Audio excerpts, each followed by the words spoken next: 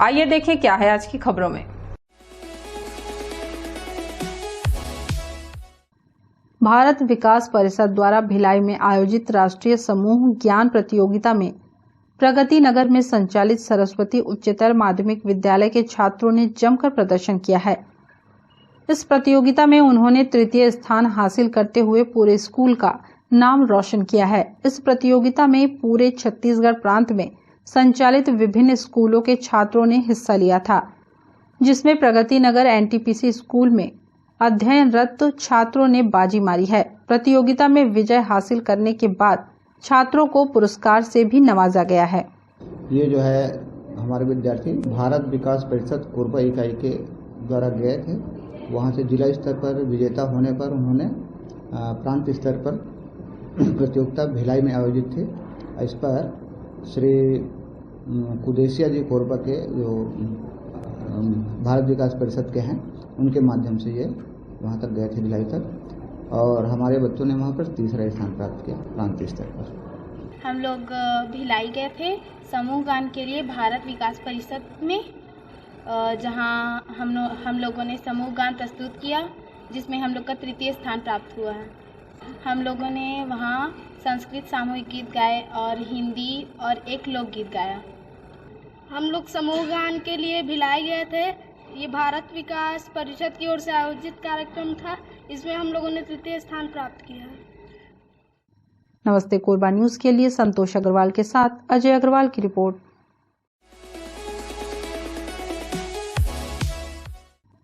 कोरबा सहित प्रदेश के कई जिलों में पड़े ईडी के छापे के बाद जो जानकारी सामने आई है, उसने प्रदेश सरकार के भ्रष्टाचारी रूपी चेहरे को उजागर कर दिया है। कोयले के परिवहन को लेकर जिस तरह से ट्रांसपोर्टरों से अवैध उगाही की जाती रही, उसे लेकर भाजपा ने कांग्रेस सरकार के खिलाफ मोर्चा खोल दिया है। प्रेस वार्ता के माध्यम से भाजपा ने सरकार पर कई आरोप लगाए, साथ ही उनके इस विषय को लेकर जवाब तलब भी किया। छत्तीसगढ़ में ईडी के छापे एवं ईडी द्वारा जारी किए गए प्रेस नोट के बाद प्रेस को संबोधित करते हुए भाजपाइयों ने कहा कि ईडी के प्रेस नोट ने छत्तीसगढ़ में हो रहे बड़े भ्रष्टाचार के रैकेट की पोल खोल दी है। हम सब ने कभी सोचा भी नहीं था कि कांग्रेस के शासन में छत्तीसगढ़ के आदिवासियों का, किसानों का, आम जनता के मेहनत का पैसा भ्रष्टाचार की भेंट चढ़ाया जाएगा।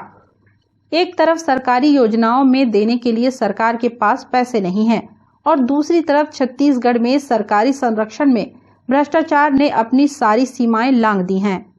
यह छत्तीसगढ़ के इतिहास के लिए एक काला अध्याय है। देखिए, मैं समझता हूँ कि किसी न किसी सोर्स पर उच्च अधिकारी के पास में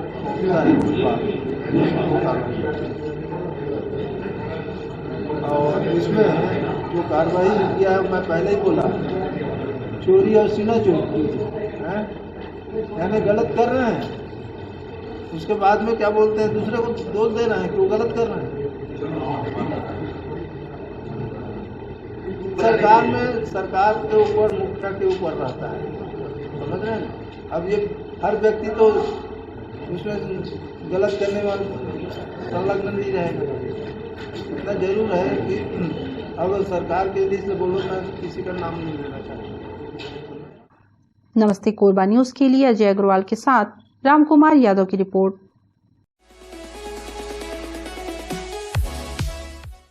दीपोत्सव का पर्व नजदीक आ गया है, लेकिन सब स्टेशन ऑपरेटरों का पिछले 2 माह का वेतन नहीं मिला है। वेतन नहीं मिलने से आक्रोशित सब स्टेशन ऑपरेटरों ने तुलसी नगर स्थित सब स्टेशन कार्यालय के बाहर जमकर प्रदर्शन किया। कर्मियों का कहना है कि साल भर का दीपावली त्योहार है, ऐसे में उन्हें वेतन नहीं मिला तो मजबूर होकर वे अनिश्चितकालीन हड़ताल पर चले जाएंगे। पिछले 2 माह से वेतन नहीं मिलने से परेशान सब स्टेशन ऑपरेटर काफी आक्रोशित हैं। विद्युत वितरण विभाग के खिलाफ उन्होंने मोर्चा खोल दिया है। ठेका कर्मियों का कहना है कि वेतन नहीं मिलने से उन्हें काफी परेशानियों का सामना करना पड़ रहा है। नवरात्र और दशहरा पर्व भी उनका फीका फीका गया। ऐसे में उन्हें दीपोत्सव के समय वेतन नहीं मिला तो उनके सामने बड़ा संकट खड़ा हो जाएगा। वेतन बहाली की मांग को लेकर उनके द्वारा तुलसी नगर स्थित वितरण कार्यालय के बाहर जमकर प्रदर्शन किया गया। सब स्टेशन कर्मियों के प्रदर्शन को देखते हुए अधिकारियों ने बुधवार तक 1 माह का वेतन देने की बात कही है, लेकिन कर्मचारी चाहते हैं कि उन्हें पूरे 2 माह का वेतन दिया जाए ताकि रोशनी का पर्व उनके द्वारा बेहतर ढंग से मनाया जा सके। 2 माह का वेतन देने की मांग को लेकर सब स्टेशन कर्मी अड़ गए हैं। उन्होंने स्पष्ट रूप से कह दिया है कि अगर उन्हें 2 माह का वेतन एक साथ नहीं मिला तो 21 अक्टूबर से उनके द्वारा अनिश्चितकालीन हड़ताल किया जाएगा। 2 महीने से वेतन हमको नहीं मिला, जैसे बहुत सारी समस्या, जैसे हम लोग को नवरात्रि में भी पेमेंट नहीं मिला था, अभी दिवाली में भी नहीं मिलेगा, तो हम लोग आर्थिक स्थिति बहुत खराब होती जा रही है। अभी तो मैनेज नहीं हो पा रहा है, फिर भी अब इधर उधर उधारी है बहुत सारा हम लोग का, उससे जो भी मैनेज कर रहे हैं हम लोग।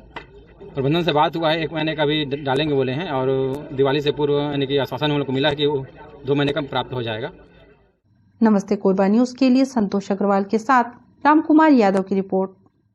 बुलेटिन में अब वक्त है एक छोटे से ब्रेक का, मिलते हैं ब्रेक के बाद।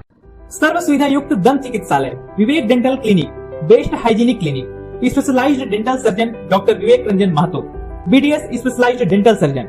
हमारी उपलब्ध सुविधाएं: computerised OPG machine, dental x-ray, दांतों की सफाई और ब्लीचिंग अल्ट्रासोनिक स्केलर द्वारा, क्राउन एवं ब्रिज, फिक्सिंग दांत, सभी प्रकार के क्राउन, मेटल और सेरेमिक, कॉस्मेटिक फिलिंग, टेढ़े मेढ़े दांत व बाहर निकले दांतों का इलाज फिक्स स्टेट वायर तकनीक द्वारा, single sitting root canal treatment, 32 set, dental implant, बिना अगल बगल के दांत घिसे फिक्स दांत लगाने की सुविधा, फिक्स 32 लगवाने की सुविधा, डेंटल इम्प्लांट, फिक्स दांत, सभी प्रकार के दांत, स्मार्ट कार्ड व राशन कार्ड द्वारा इलाज में 15 से 25% की छूट। क्लिनिक का पता सिटी सेंटर मॉल के बाजू में, पावर हाउस रोड, कोरबा। संपर्क करें 9098052888, 7067299991, 9981510543। कटघोरा में लगभग दोपहर 2 बजे अज्ञात उठाई गिरोह ने दिन दहाड़े मोटरसाइकिल से 5 लाख से भरा बैग को पार कर दिया। घटना CISF के रिटायर्ड सब इंस्पेक्टर के साथ घटी।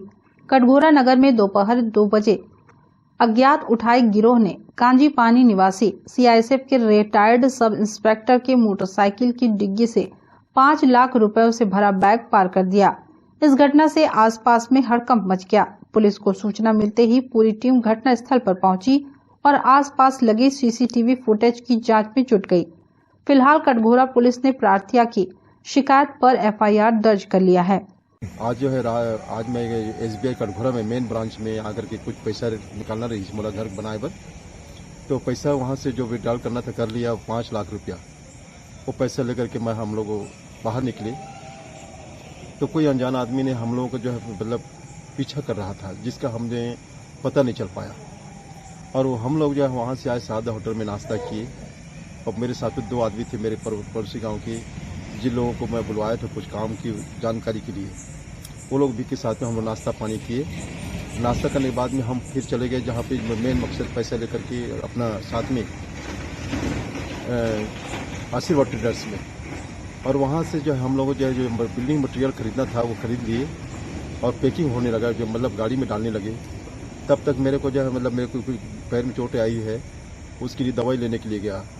तो वहाँ पर इश्तियाक करके या इम्तियाज नाम का जो मेडिकल स्टोर है वहाँ पे मैं गया, दवाई लिया। एक ट्यूब लिया मतलब दवाई के नाम से वहाँ पर लगाने के लिए। बस 1 मिनट की हमारी लापरवाही हुई, जबकि मेडिकल स्टोर के काउंटर से 3 कदम दूरी में हमारी मोटरसाइकिल खड़ी थी, जिसमें मैं अपना पूरा राशि रखा था। कितना पैसा था? उसमें 5 लाख रुपए था कैश, 500 रुपये का बंडल था, और दो जो है मेरा जो है ये पेंशन बुक था हमारा। पेंशन बुक मतलब ये जॉइंट अकाउंट था फैमिली के साथ में SBI का। एक मेरा सिंगल अकाउंट खाता था, एक मेरी छोटी बेटी तरुणा की थी, उसमें मैंने कुछ पैसा डिपॉजिट किया इसलिए लाया था। और SBI का उसमें चेक बुक था, वो बैग के कैरी बैग के अंदर में था, सभी पैसा के साथ में। और जब जैसे मतलब वहाँ से मतलब 1 मिनट के अंतराल में मैं वापस आया तो गाड़ी की डिग्गी खुली हुई दिखाई दी, और मैं तभी मेरा माथा ठनक गया कि मतलब मेरा पैसा जो है गायब हो गया। अब वो डिग्गी खुली हुई थी और चैन भी खुला हुआ था। उसके बाद मैं वहाँ पे मैं 1-2 आदमी खड़े थे बाइक लेकर के, उनसे पूछताछ किया, बोला भाई हमने देखा नहीं। मैं वो इम्तियाज मेडिकल स्टोर वालों ने भी आए, उन लोगों ने मदद किया मुझे, इधर के लोगों ने मदद किया। फिर मैं बोला यार ऐसा बात है, थोड़ा ये तब उन लोगों ने बोला जो है आप पुलिस स्टेशन चली गई। मैं तत्काल तुरंत उसी समय में अपने मोटरसाइकिल में बैठ करके हम पुलिस स्टेशन कटघोरा में आए। यहाँ पे तुरंत जो है यहाँ पे निरीक्षक साहब थे हमारा राठौर जी, उन्होंने तत्परता दिखाई और उन्होंने 3-4 जवानों को जो है हवलदार इंस्टीट्यूट को भेज करके उनको जो है तहकीकात करने के लिए मतलब भेजे। साथ में उन्हीं के साथ में गाड़ी में बैठ के आया मैं। पुलिस को सीसीटीवी में उक्त संदेहियों की फुटेज मिलने से पुलिस ने उम्मीद जताई है कि जल्द से जल्द मुख्य आरोपी पुलिस की गिरफ्त में होगा।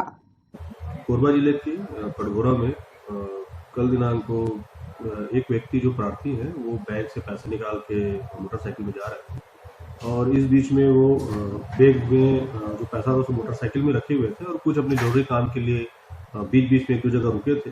और जितना हम लोग को अभी जो प्रार्थियों से जो जानकारी हासिल हो रही है उसके आधार पे बैंक से ही कुछ बदमाश किस्म के लोग उसके पीछे लगे हुए थे। जहां इनको मौका मिला, जब प्रार्थी अपने मोटरसाइकिल को छोड़ के किसी दूसरे दुकान में गए थे तो वहां से उनके बैग वाला जो पैसा जिसपे तकरीबन 5 लाख रुपए थे उसको उठा के उन लोग भाग गए। इसमें विशेष टीम लगी हुई है और कटघोरा की टीम के साथ साथ इसमें साइबर की मदद दी जा रही है और कुछ जगह के सीसीटीवी फुटेज मिले हैं, उसको ट्रेल किया जा रहा है। आने वाले दिनों में इसमें सफलता हासिल हो जाएगी और अभी तक की जो स्थिति उसमें मोटरसाइकिल का पता चला। नमस्ते कोरबा न्यूज के लिए अजय अग्रवाल के साथ ममता साहू की रिपोर्ट।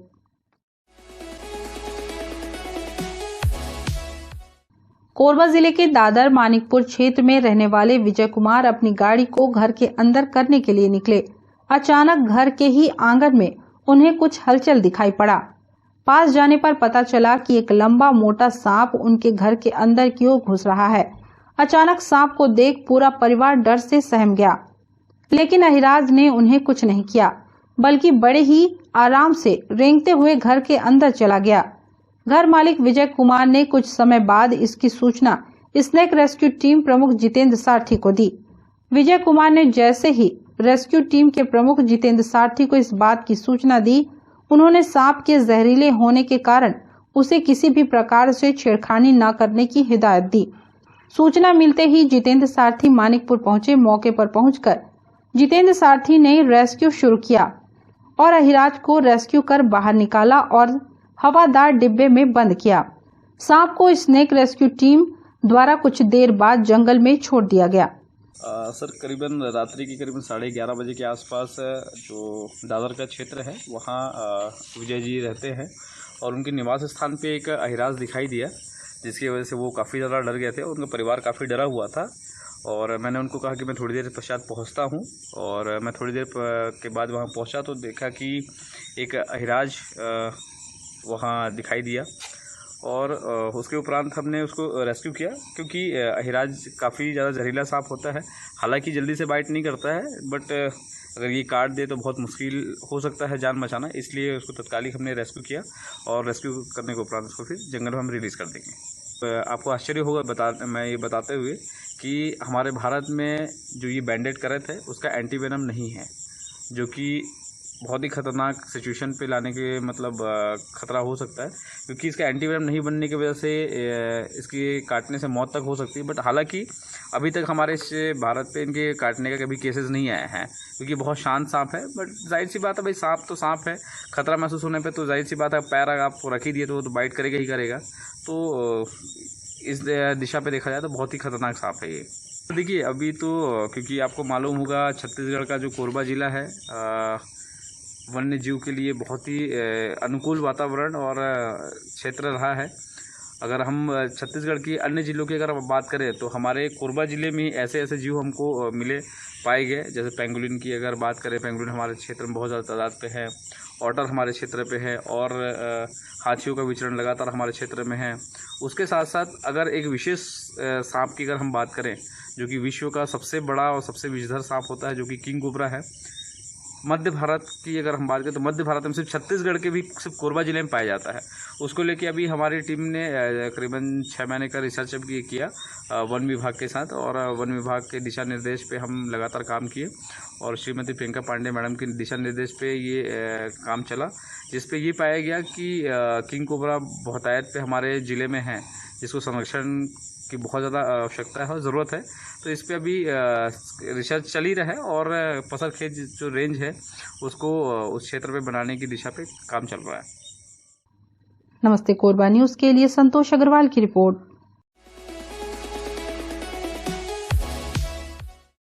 हमें जानकारी मिली है कि कुछ लोग नमस्ते कोरबा समाचार में खबर चलाने के नाम से पैसों की उगाही कर रहे हैं।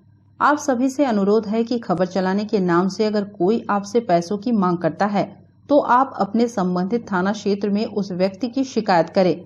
इसके साथ ही आप हमसे नीचे दिए गए नंबरों पर संपर्क करें। हम निष्पक्ष पत्रकारिता करते हैं। हम अपने कार्य को व्यवसाय की श्रेणी में नहीं रखते।